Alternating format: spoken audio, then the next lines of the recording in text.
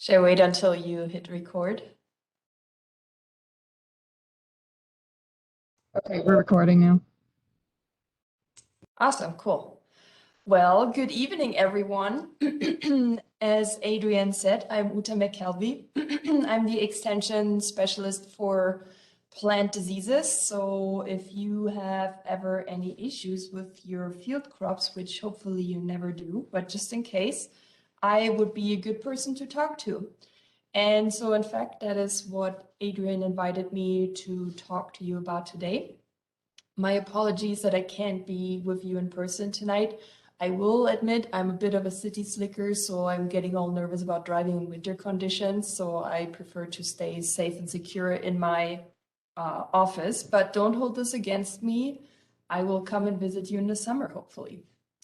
Okay, so Adrian asked me to talk about diseases that occur in small grain crops and management strategies to prevent them. She also asked me to kind of hit on maybe some precision ag type tools that are out there that could help you with that. And so I'm going to put the disclaimer right at the beginning of this talk. I'm not aware of any really reliable precision ag kind of tools for disease management in small grain crops or just the crops that we're growing in Montana in general. I think at this point, there is nothing really there that, can reliably replace the careful monitoring and scouting that you'll have to do boots on the ground in your field. But nevertheless, I have tried to include some helpful tools and other resources that you could consult to find answers to your questions if you have any. And of course, I am also always available. Okay, so here is a very brief and general overview of what I want to talk about today, and I essentially already said it. So I want to talk about a couple of those diseases that that we observe in your neck of the woods, so to speak, and I want to provide you with management strategies for these diseases, how to prevent them, and what you can do should they occur in your field, and combine that with resources where you can find more information. So I'm a plant pathologist by training. So that means for you right now that I will have to give you like a very basic plant pathology introduction. If you've heard me talk before, then maybe you've seen this already. So you could like take a breather and be like, oh, I already know this. If not, here's something cool and new for you. So on the left here, is it the left or the right? Now I'm confused, but whatever. On this side that I'm circling right now, is what we call a disease triangle, which is a fundamental concept in plant pathology. And so the reason why I'm showing this disease triangle, why I find it so helpful, is because it essentially tells us that in order for a disease to occur, we have to have at least 3 components present, which is, of course, the pathogen. And the pathogen has to meet a susceptible host, meaning a host that is actually vulnerable to this pathogen. And then the environment has to be conducive in a way that it promotes the infection and disease development process. And so if either of those components is missing, that means that we will not observe disease. And the reason why I find this concept really helpful is that, for one, it helps me organize the information that I need to know about a specific disease, which crops are typically affected, what are the things about the what are the facts about the pathogen biology that I should know, and what are some key environmental conditions that favor disease. And so when I receive a sample in the Scudder Diagnostic Lab, for example, I often walk through this triangle in my mind, and I'm asking myself, well, could it be this disease? What would be the pathogen causing it? Is that even the susceptible host that I'm looking at? And what was the weather like in the past couple of weeks, or any other information I'm being provided about a sample? And so does that even add up, or does that maybe already exclude the possibility of this disease or another? So maybe you will find this concept helpful during my talk today to kind of organize some of the information I'm providing to you, or maybe you just think that, maybe not, and then I at least tried. At least you have the slides printed out. You could refer to them at a later point. So the other side of the slide here, what I'm trying to tell you of that is that there are a lot of different microorganisms that can cause disease. Fungi are the biggest group of plant pathogens, but there are also bacteria, nematodes, viruses, and some other organisms that can cause disease on plants. So in today's talk, most of the diseases I'm going to talk about are actually caused by fungi. I have one viral disease for you, but I don't want you to take away from the remaining slides that only fungi and viruses can cause disease. There are other things that can cause disease too. So that's just an added, piece of information for you. Okay, so I already mentioned the Scudder Diagnostic Lab. If I was there in person, I would ask you who has submitted a sample to the Scudder Diagnostic Lab before, maybe through Adrian, or who has at least heard of us, but I can't see you, so I'm just going to assume that about 90% of you raise their hands right now, and that is great. For those of you who have never heard of us, we are a diagnostic lab, as the name suggests, and we're located in Bozeman. And so what we do is we provide diagnostic services, in my case, for plant diseases, but we also do plant identification, insect identification, and we also look at abiotic disorders, so things that are not related to diseases or insects, but due to the environment. And so if you ever have a problem, something looks funky in your field or even in your garden, or you find something, running around on the floor in your house and you want to know what that is, you could collect a sample and you could bring it to Adrienne, because she's a really awesome resource and she probably knows most of the answers. But if she ever runs into a situation where she doesn't, she could send that sample on to us, and then we will look at it and come up with the best answer that we got, and we'll of course communicate it to you and Adrienne. And so here's the website to our lab if you want to learn a little bit more about it and who else is working there, etc., etc. But you can of course also always give us a call to talk to us. The phone number would be right here. Okay, so just in case you ever think about submitting a sample, I just wanted to briefly review a couple of pointers about sample submission. So for one, on our website, we have these sample submission forms, which are essentially like little questionnaires where we want you to give us as much information about the environment and the sample that you're submitting. And so you can find them online and fill them out, and you could even submit them electronically at this point.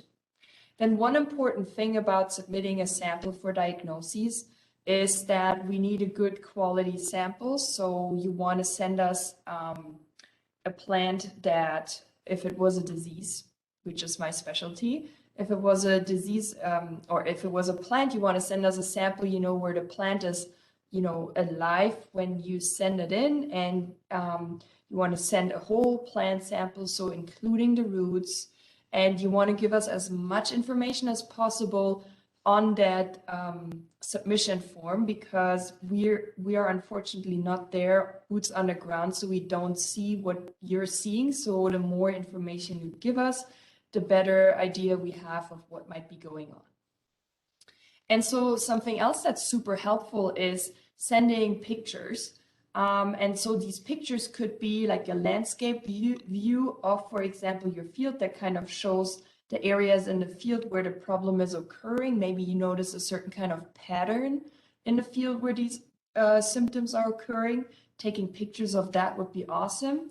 Or if you're sending a picture that would be a close-up of the symptoms or whatever you're observing on the plant, to make sure that whatever you're trying to show us is in focus, and to have like some kind of contrasting background, like for example your jeans, or maybe even a solid colored, I don't know, clipboard or something like that. That would be awesome. Good pictures are really, really helpful for us.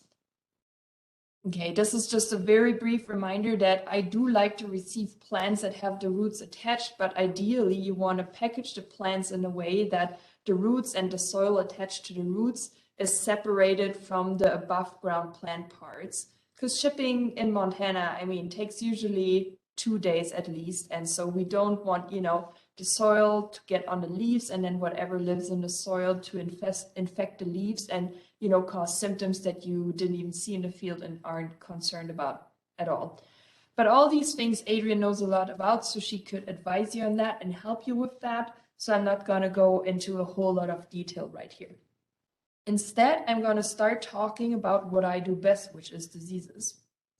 So as I was preparing this presentation, I was wondering about, what are diseases that you maybe have seen, or, at least symptoms you've seen, but you don't know what disease it is, if it is any. So the slide right here is actually a very brief overview of some information that we have gathered in the 2021 Scudder Diagnostic Lab annual report. So every year we're writing a report about how this past, diagnostic year went and what were some interesting things that we found, etc. So in my case, last year I diagnosed, or I produced over 240 crop disease diagnoses. And so of those 240 diagnoses, 45% were root and crown rots. So we all still remember, I think, last year was a really hot and really dry year. And maybe you would think that that is not exactly a year that promotes root rots, because typically we think root rots are associated with a lot of water. But, almost half of all the diagnoses that I made were root rots. And so looking ahead into the growing season that is starting in a couple months, and the weather predictions, as far as I heard, sounds like we're going to have another pretty dry year. So I think root rots are something to be, aware of and have on the radar as we're thinking about the coming crop season. And so then I looked a little bit closer. Which kind of root rots did we most observe? So which pathogens were the ones that caused these root rots? And so over 50% of the root rot diagnoses were actually due to Fusarium last year. And so these type of root rot diseases are across all the agronomic crops that I received. So most of them were small grains like winter wheat, spring wheat, durum, barley, wheatgrass, and then there was also peas and lentils and a lot of alfalfa, and all of these had some form of root rot, at least, not every sample, but all of these crop groups did. But so across all of these groups, 54% were caused by Fusarium, and then another 15% is what's called common root rot, which is a small grain specific root rot. And so those are actually the two that I want to talk to you about in the next couple of slides. Stepping one back, I also looked specifically at which kind of samples came in from your county and what diseases were on those. And so those are essentially the diseases that I'm going to discuss in today's presentation. I tried to tailor it to things that are relevant to your county. So I do care. Okay. So let's start talking about those root rots first. And so I want to focus on what we call later season root rots. So those are the kind of root rots where we observe symptoms typically towards or later in the season. So between tillering and crop maturities when we typically see symptoms. And if it was a really, really bad root rot issue, then your field might look something like this, where you have, the crop that is, the leaves are still green, but for some reason the heads are, already they look like they're maturing, but really they're just bleached, and probably these plants are not tillering very well, and the heads are not are only filled poorly, and the grain is pretty small and likely also shriveled. So all of these things could be a good, could be an indicator that we're looking at a type of root rot. And so this is what, if you see something like that, or it might be a field where you have areas where you have every now and then a couple of white heads in a field that is usually, or that typically still has green heads, that should get you thinking, might this be a root rot?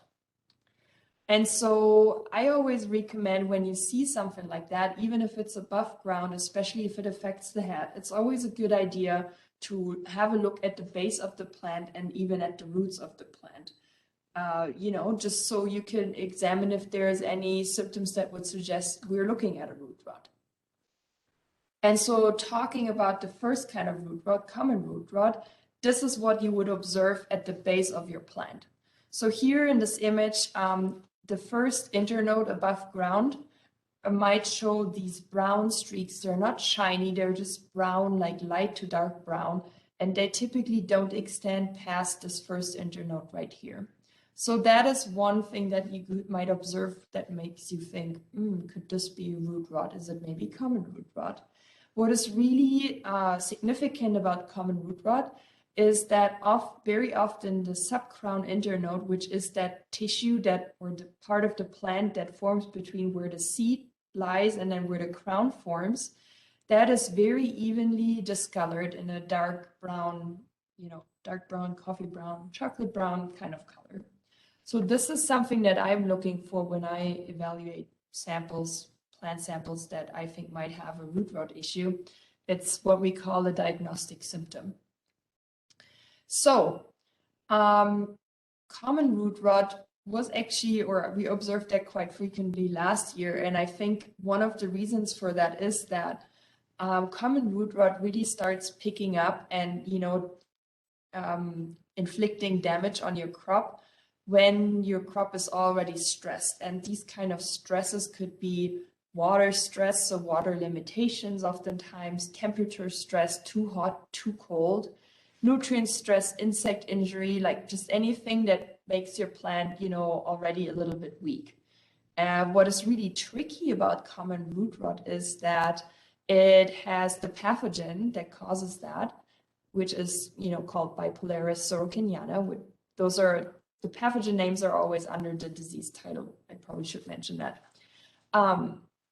The pathogen has a pretty broad host range. So it affects, spring wheat, winter wheat, durum, barley, but it can also affect or survive on, grassy weeds that are maybe growing in your field or around your field. So these grassy weeds are a potential source from where this pathogen might invade your actual crop. Okay, the other late season root rot, which was, super dominant last year, is Fusarium root crown and foot rot. So the symptoms above ground are very similar to common root rot, which are the symptoms that I showed 2 slides ago. If you are looking at one of those like bleached heads and tillers, you may observe that at the base of the head, the stem might be darker discolored than the rest of the stem, so that, it's not super obvious, but that could be one indicator of Fusarium root rot. And if you look at the base of the plant, the first internode above ground is typically evenly light brown, dark brown discolored, like so. This discoloration might even extend up to the second or even third internode. If Fusarium root rot is really severe, if you were to squeeze the crown tissue between your fingers, it would feel really spongy, give in easily. That's another good indicator. And if you kept this kind of tissue in a moist environment, which is what we do at the Diagnostic Lab a lot, you might observe this thick white or even pinkish looking mycelium growing out of this infected tissue. This mycelium, I like to call it cotton candy. Yes, that's the way to say it. It's really, it's very distinct. And so all of these symptoms and signs are good indicators that we're looking at Fusarium root rot. And so similar to common root rot, Fusarium root rot also likes to attack plants that are already stressed, especially when the plants are stressed from fluctuating water conditions. So first it was wet and now it's hot and dry. This is typically a situation where Fusarium takes over. The other thing to know about Fusarium is that this pathogen likes warmer temperatures. So that's why it is a later season root rot, but I think this is also part of the reason why we saw a lot of Fusarium root rot last year specifically on our crops, because it was a very warm year and the soil was very warm, and so Fusarium didn't have a hard time in that way. Okay, so whoa, that's like a decade ago. Some researchers in Montana did a survey where they went, to different counties in central Montana and were looking at which of those root rots they could find in the specific regions, how widespread they were, and how damaging they were. And so they found, as the name suggests, that common root rot is very common in wheat fields in Montana. In fact, they found this disease in 93% of the fields that they sampled. Common root rot, however, causes typically lower or not as severe damage to your crop yield. So the yield losses were as high as 31% with common root rot. Fusarium is slightly less widespread, but of those fields that were affected, 12% were pretty heavily infected. And if Fusarium is really severe, you tend to observe higher yield losses. So they found yield losses as high as 46%, which is pretty drastic, for a root rot. So I do think that root rots are something to be on the lookout for, to keep in mind. And, even if they're not like that killer disease that is, super obvious and wiping away your crop, they're chipping away often undetected from your Just a quick question on that last slide, Uta. Yeah. Where was that survey done? Do you know? So to my knowledge, central Montana. So I think, let's see, probably Phillips County and Judith County, but I can't recall them all. So this would be the publication. I could dig that up for you to look exactly. But it was, central. That's why I kept it kind of vague. Thank you. Yeah, you're welcome. I mean, so maybe I could say like they surveyed in those counties that are known to grow a lot of small grain crops. So I don't know if they were in Pondera County, but I know that there are a lot of small grain crops grown in Pondera County. So I think I wouldn't be surprised if we could find similar results from a survey in Pondera County. Okay, but thank you for the question. Appreciate it. So let's talk about some management strategies for these later season root rots. And so because I mentioned that both of these root rots really start picking up when your plants are stressed, taking or applying management practices that promote plant health can really be effective in protecting your crop from these diseases, or from these diseases really chipping away from your crop yield. So that starts with selecting varieties that are well adapted to the Montana environment, which I'm sure a lot of you are already doing. Better adapted varieties are just more resilient in a given environment. And so these other 3 points here kind of play together. So you want to minimize water stress. And of course, we can't control when it rains and how much it rains. But what we can do is we can implement practices to support plant growth adequately to the water that we expect to be available over the growing season. So if we anticipate a water limited, a drought year, like, it looks like it's probably going to be next year, we want to, don't apply too much nitrogen fertilizer to really encourage those plants to grow a lot of vegetative growth that they can sustain throughout the growing season, especially in those summer months that are getting hot and dry, right? And so in a scenario like that, these plants that have all these tillers would, would become water limited sooner and enter drought stress sooner, and so be less resilient to defend themselves against these later season root rots that I just discussed. So that's the logic behind these management suggestions. So especially with common root rot, because it likes to attack that subcrown internode, not planting too deep into the soil can be a useful strategy. You essentially want to avoid having more of that plant tissue that is the target site for the pathogen in the soil. So if you plant your seed deep, you may have a longer subcrown internode, just more surface area that can be attacked by the pathogen. And then another strategy is crop rotation, which can, be effective, maybe more so for common root rot than Fusarium root rot. So crop rotation would be to non-host crops, which in this case would be broadleaf crops. So for example, pulses. And so that can be helpful in a way that you just give the field time for the residue on which these pathogens survive to break down, and for the pathogen population to kind of reduce and, become less, alive and aggressive in a way. And so the reason why I'm saying that this is a strategy that might work a little bit better for common root rot than Fusarium root rot is that some of those Fusarium species that can cause root rot on small grains are also pathogens on pulse crops. Maybe not as aggressive, but at least in a way that the pulse crop that you might plant following your small grain crop, could still sustain that that pathogen population.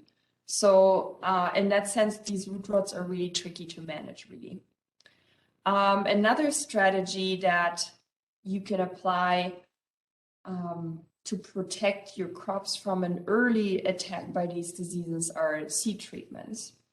Now, all of these two pathogens that I mentioned, and then there are a couple more, if conditions are favorable, they can cause disease to your very young crops. So, just after they germinated and just after they emerged, they can also cause disease. And so in those scenarios, small grain seed treatments can be effective in protecting your crop. However, the active ingredients in these fungicide seed treatments typically lose efficacy after 2, maybe 3, 4 weeks for sure. And so a seed treatment that you apply, at planting is not going to last throughout the entire season and provide that protection against a later season invasion of these pathogens. So here are 2 resources that I want to, point out to you specifically. We have these MSU Extension month guides, which are like nice little summaries of a lot of the diseases that are important to you growers in Montana. And so for the specific topic that I just discussed, I want to point out to you this month guide titled Small Grain Root and Crown Rot Diseases. That discusses the 2 that I just mentioned, and then a couple more. And there's another publication that is specifically focused on seed treatments, which describes, what things to consider, and then ends with a neat table of, those fungicide seed treatment products that are, commonly used and for which diseases they are effective and for which they're not. And so you can find all these publications on my MSU Extension Plant Pathology website, or you just navigate to the Extension publication store, or you ask Adrienne, who might even have some printouts of those in her office or right there where you're having your meeting right now, who knows. Okay, and I'll put up my website at the end of this presentation, so just be patient.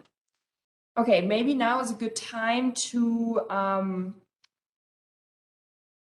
answer questions if there are any. If not, I'll just move on. Okay, I'll move on. Not looking like we have any. Okay, perfect.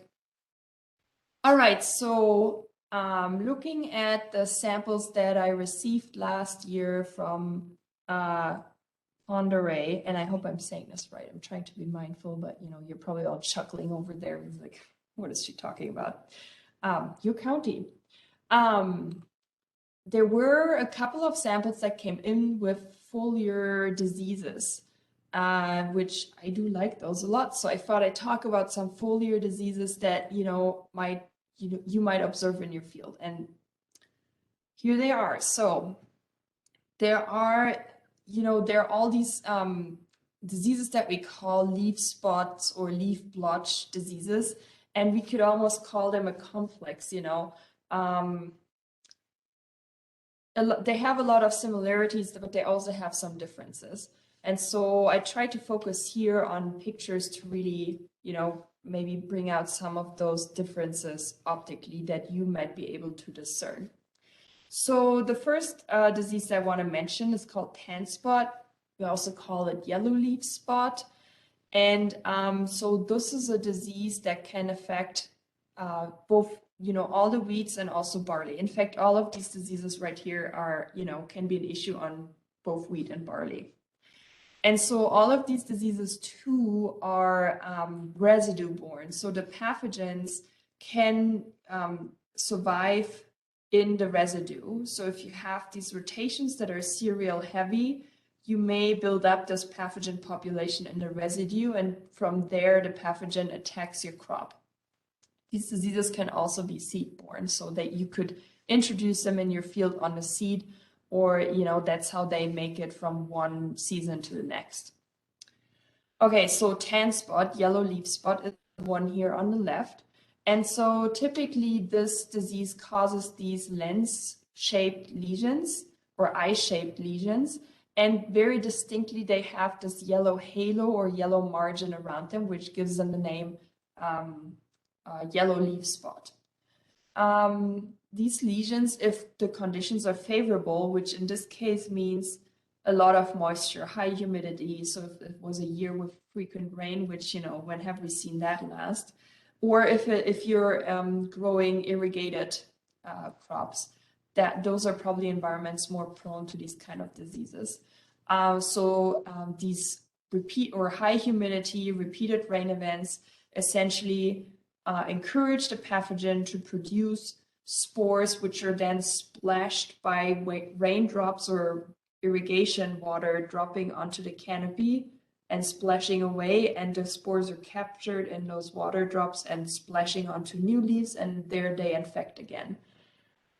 And that's how the pathogen travels from the residue to the lower leaves and then higher up the canopy if conditions remain conducive.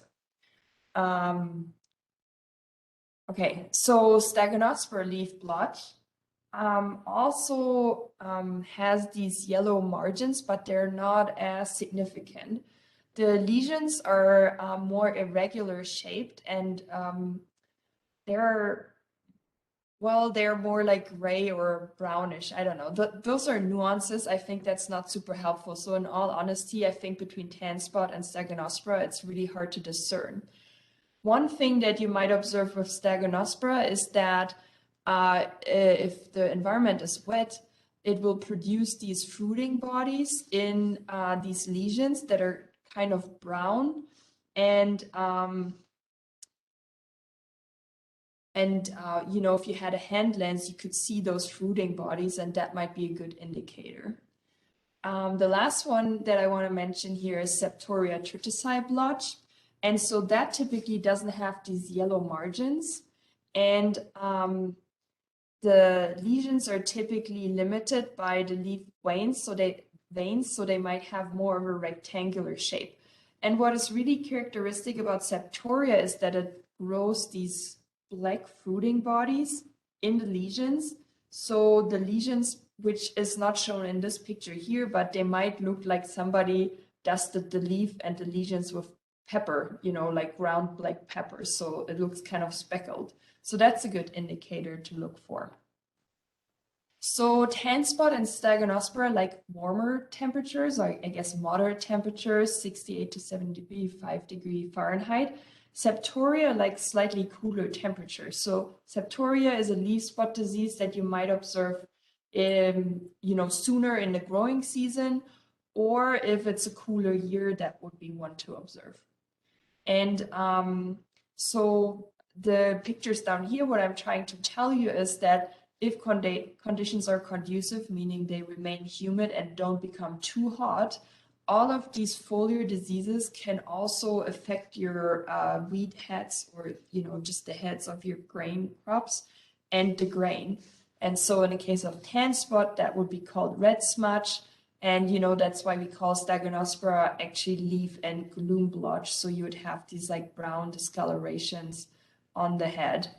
And with Septoria, again, you would see these brown lesions and again, these characteristic black fruiting bodies that we call speckles. So here's another set of foliar diseases. And of those, only spot blotch occurs on wheat, on all the small grains, essentially. So let's talk about this one first. And if you've paid a little bit of attention, you may recognize this name by Polaris Sorkinana. We came across this pathogen earlier when I talked about common root rots. So the same pathogen that can cause common root rot can also cause a foliar disease, which we call spot blotch. And so it can actually be that if the root rot is so severe that the pathogen actually produces these asexual spores on the infected tissue, plant tissue above ground, that from there the spores are moving onto the foliage and cause disease, or the spores are produced on the residue on which the pathogen can survive, and from there they spread onto the foliage. So, I mean, the symptoms are, spotty brown lesions on the leaves, and typically with these residue-borne diseases, you see the symptoms first appear in the lower canopy and then move higher up. Spot blotch really likes this warm, humid weather with temperatures above 68 degrees Fahrenheit. And this disease too can cause or affect the head and the grain, which we then call black point. And, every year I see a couple of grain samples that have this black point.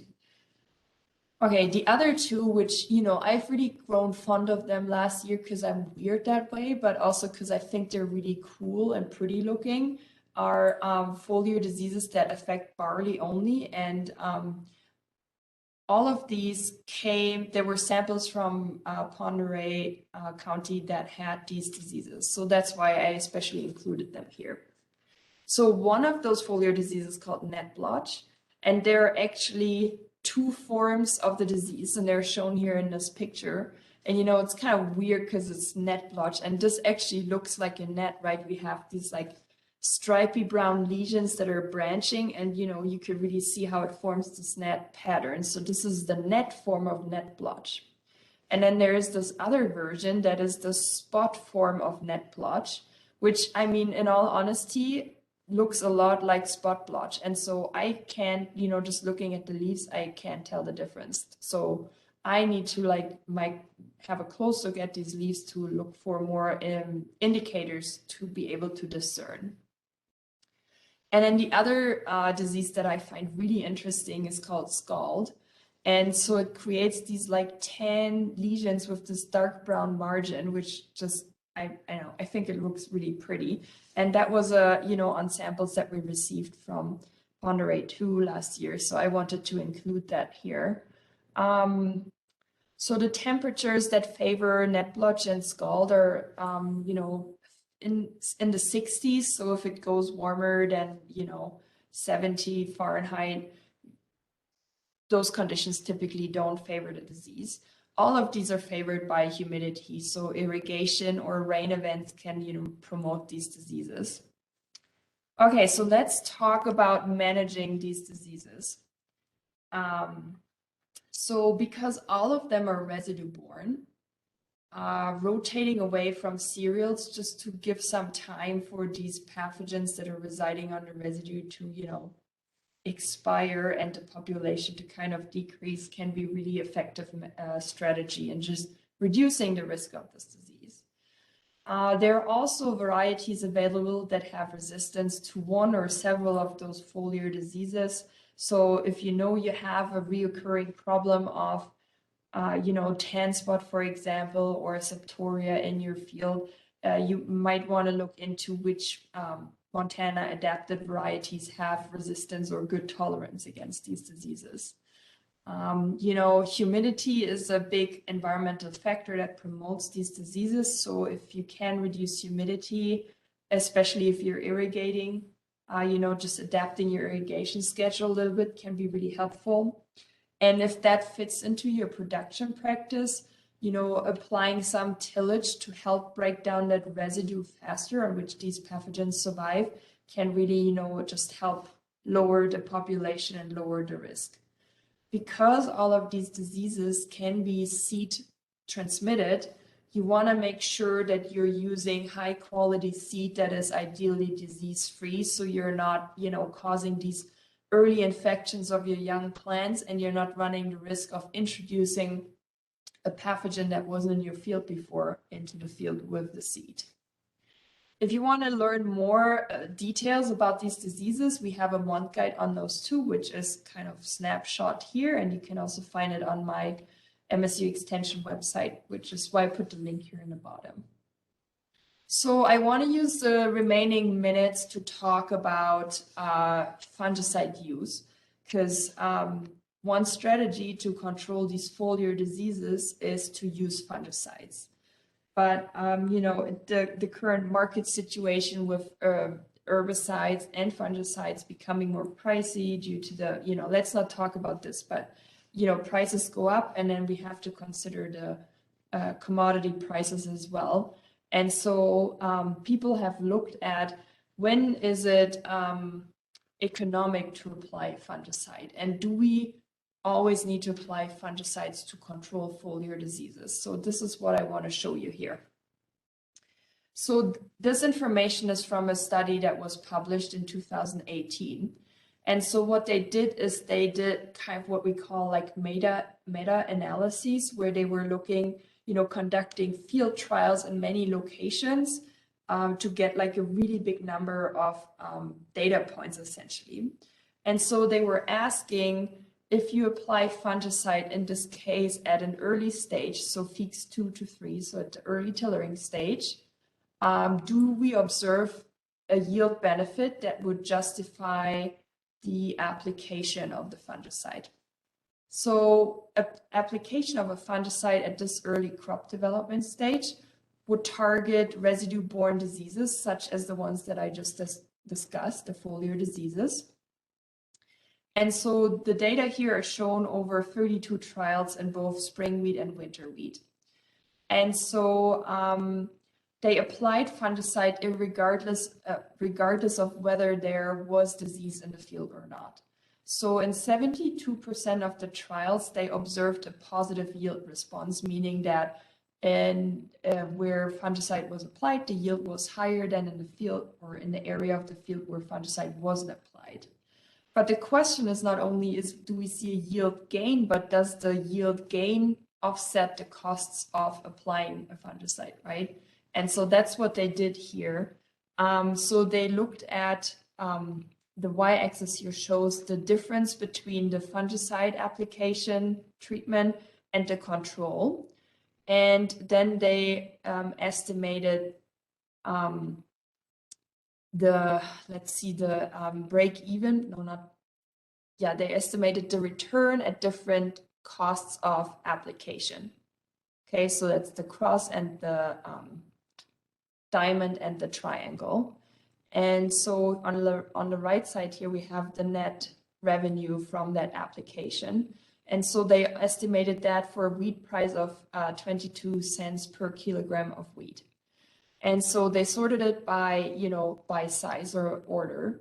And so only 50% of those applications at weeks 2 to 3 stage, in only 50% of the cases, they had a positive net return on the investment. So only half of the trials we had actually a positive return.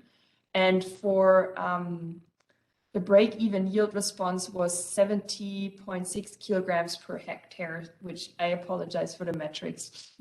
That probably means more for me than for you. But I think I put the bushels per acre in the notes. So essentially what they found in this situation here is that if you apply a fungicide at tillering, you should have a yield gain or your yield expectation should be at least 45 bushels per acre in a dry land environment and 75 bushels per acre in an irrigated environment to consider fungicide application that would be economical for you. So this is probably the takeaway message from this slide. there's a lot more information to the study. So if you want to read more, I recommend you check out this publication. I'd be happy to send it to you too. So they also looked at essentially the same scenario, only they applied the fungicide at a later stage, so Feeks 9, to protect the flag leaf. And so in this case, they found that 68% of the trials had a positive yield response, but only 32% had a positive net return on the investment. So what that essentially means is that, oftentimes we see some leaf spots early in the season when we have that spring moisture, but in our environment, rarely do we have conditions later in the season, especially when the flag leaf is out and we're approaching flowering, that, are humid enough to promote these foliar pathogens to hop onto the flag leaf. And, the flag leaf, we all know, is really important for grain yield, so we need to protect the flag leaf, but it's rarely those residue-borne foliar diseases that really cause damage on the flag leaf. So that's why a fungicide application at flag is maybe even less economical. Okay, so that's a lot to take in, even for me. So I want to give you some pointers coming back to the disease triangle, what to consider when you're thinking about should I apply a fungicide or not. And so actually, to step back real quick, the conclusion essentially from this publication is essentially in the title of the publication. And it is that, economic benefits from essentially pro forma applications of fungicide or in scenarios where we have low disease risk are infrequent. So, you're taking kind of a gamble whether it's going to be worth it or not. So so maybe that's a key point of the study too, is that they looked at low disease risk environments. So those were not years with high disease risk. That would certainly be a different story, especially for the flag leaf scenario. So here are some things that you can ask yourself as you're, maybe you're observing some leaf spots and you're wondering, well, should I apply a fungicide or not?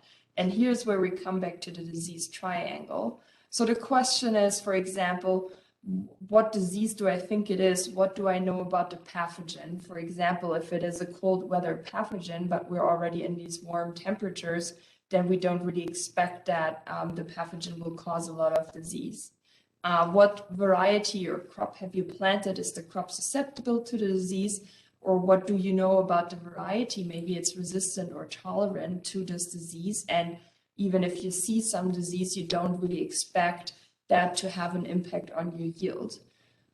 What do you know about the disease, and at which stages is your crop most susceptible or vulnerable? Some diseases only attack once during the season, and when the crop has outgrown that stage or that period, there is no risk of this disease spreading because, the pathogen doesn't have, or the disease cycle is just not like that.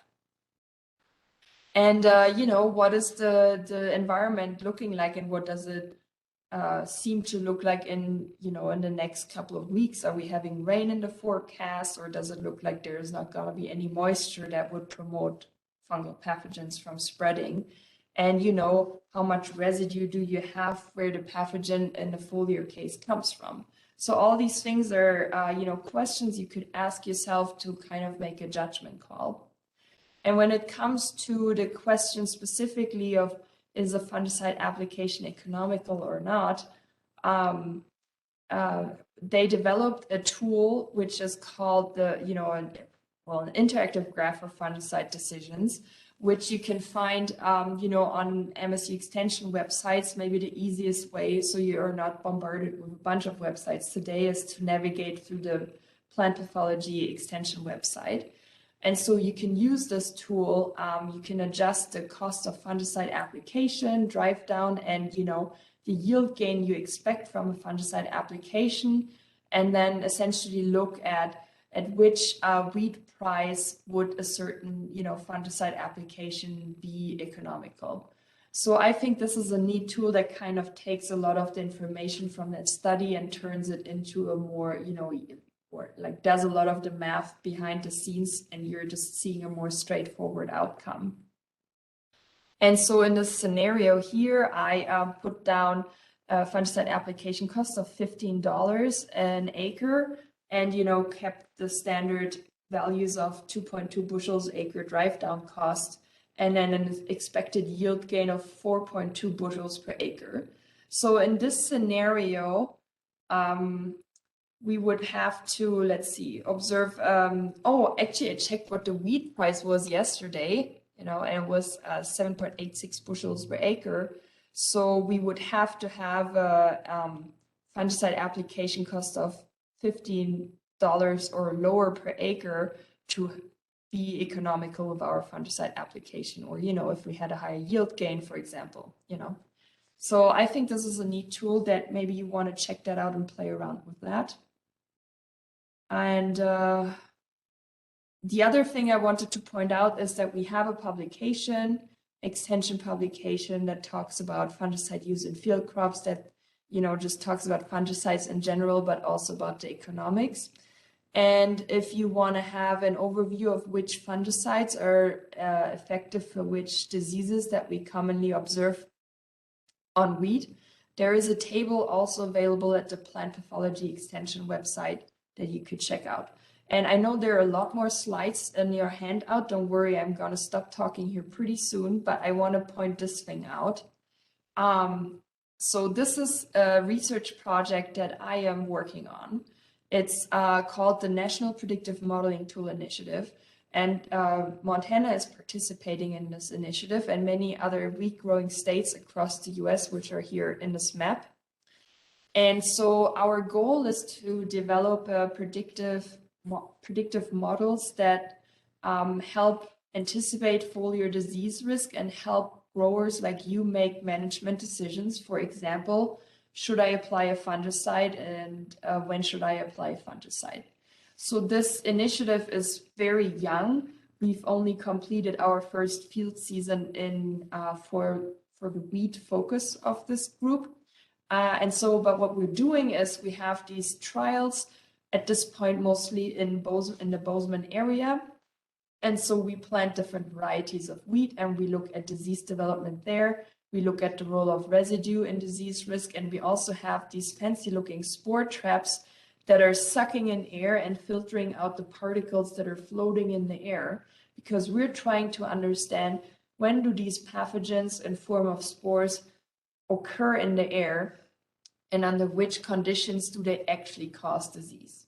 And so what we're envisioning, big picture, is what I have snapshotted here. Is that a word? In this image down here. So this is from the what's it called? The US Wheat and Barley Heads Gap Initiative.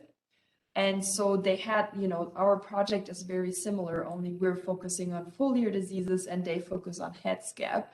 But so through their research, they were able to develop this map that, growers can now consult every year, and it produces something of a heat map that tells you in which areas of the country or within your state, what does the disease risk look like. And so something like this is what we're envisioning for the Predictive Modeling Tool Initiative as well. So that's something to look forward to. And if you're concerned about heads gap, I highly recommend you check out this tool down here, which is also why I included that. Okay, Adrian, I underestimated the amount of words I have left, so I'm just gonna skip this last section about wheat streak. I'm just gonna jump to these last couple of slides, and then I have some time for questions too. Last thing I want to point out is egg alerts. So we have this egg alert system that you can subscribe to. You could receive it via email or as a text message. So when we are observing something in the state that's going on, may it be a disease or a cool resource or a training or something like that, we send out an egg alert, and if you've subscribed to that, you will get a notification. And I recommend that, if you haven't already, I recommend you at least consider signing up for that, because that's another neat way to get, useful information. All right, so I have one request for you, and I hope that you can help me out. So I'm trying to better understand what factors, or if you're using seed treatments and if you're not, and for which crops you're using seed treatments, and what are the factors that you're considering when you're making that decision of using a seed treatment or not. There is a lot of controversy around it, and I'm just trying to understand where you're coming from, but also try to figure out what kind of information and resources you need or might need to better be able to make these decisions. So I have developed a survey which Adrian has or is distributing to you, and I would kindly ask you to take a few minutes to fill out that survey and help me out with this endeavor. And so there is no like punishment or repercussions if you don't fill out that survey. That is totally fine too. All this information will be handled confidential. I don't ask you for any personal information either. And if you have any questions or concern about the survey, you can always reach out to me and talk about it more. And if you do fill out that survey, I thank you very much, and I appreciate your, help. Okay, and with that, I want to leave a little bit of time for questions, and I also want to give you a couple of resources. So here they are, and if you're done listening to me, just work on the survey, and that's totally fine. But so there is this publication, it's pretty recent, came out only last year. It's called A Farmer's Guide to Wheat Diseases, which is a really neat tool. I actually have one here. Maybe Adrian has one. I think Adrian has one in her office too. So it's like a very, can you even see that? Yeah. So it's like a colorful illustration that you can kind of use like, just a resource when you go in the field to, check if a symptom that you observe might be this or that disease. It has also good descriptions on, key information about a disease. You can get that through APS Press. I think it's $50 for non-members. I think it's a worthwhile investment. It's a really useful book. So that's my one recommendation. And then here I listed some of those websites that you might want to check out. This is my extension website, Plant Path MSU Extension. If you navigate to resources, you'll find this month guides and fungicide tables that I pointed out earlier. Scatter Diagnostic Lab. If you don't want to buy this wheat disease guide, there is a website called the Crop Protection Network, which that has also a lot of like illustrations and brief descriptions of diseases that I, frequently go to because it's just like an easy read and it's very nice to look at. So I recommend all of these. And I apologize for not talking about that viral disease and the weird tool. If you want me to talk about it, I'd be happy to, but I also don't want to, make your evening longer than it already is. So if you have any questions, I'd be happy to take them. So here's your chance. And if not, then you can always call me or email me or send me a message on Twitter, and we can talk that way. That would be fine too.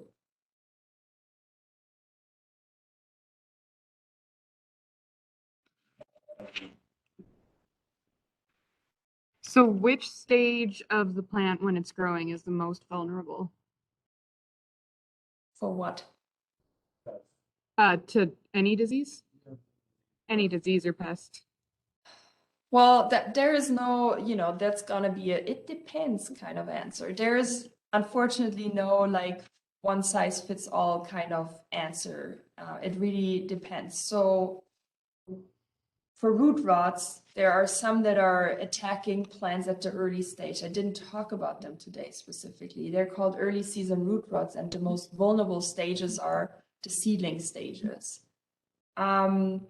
When we're talking about foliar diseases, I think the most vulnerable stage is when the flag leaf is out, because the flag leaf is so important for grain yield.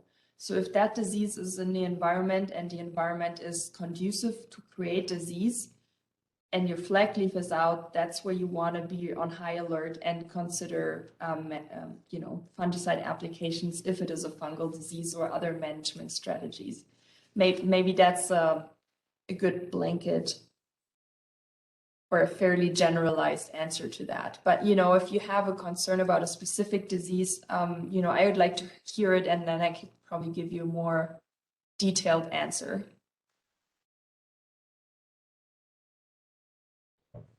Thank you. That, I think, covered it.